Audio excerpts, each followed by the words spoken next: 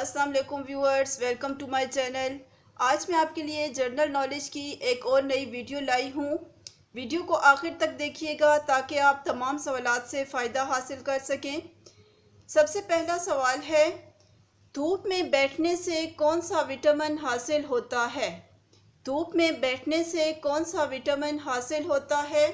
इसका जवाब है विटामिन डी।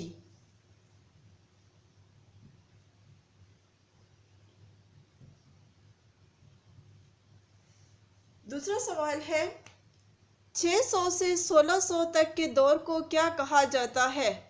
600 से 1600 तक के दौर को क्या कहा जाता है? इसका जवाब है मुस्लिम साइंसदानों का दौर।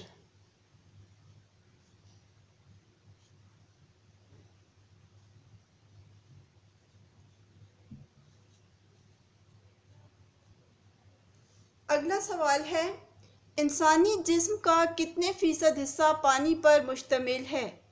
इंसानी जिस्म का कितने फ़ीसद हिस्सा पानी पर मुश्तमिल है? इसका जवाब है 70%।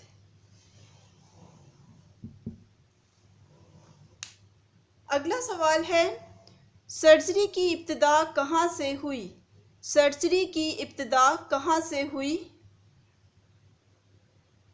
इसका जवाब है मिस्र से।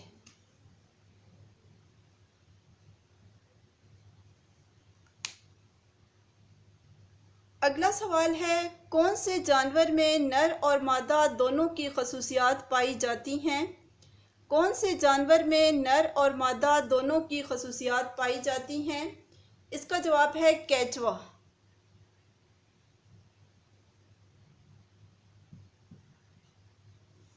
अगला सवाल है, कौन सा जानवर मगरिब में अक्लमंदी की अलामत समझा जाता है? कौन सा जानवर मगरिब में अक्लमंदी की अलामत समझा जाता है? इसका जवाब है उल्लू।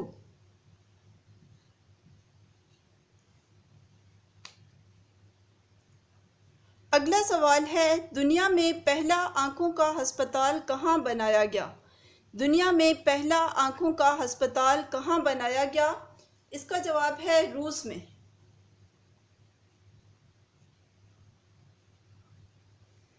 तो ये थे मेरे आज के जनरल नॉलेज के सवालात। उम्मीद करती हूँ आपको ज़रूर पसंद आए हुए होंगे और इनसे ज़रूर फ़ायदा हुआ होगा।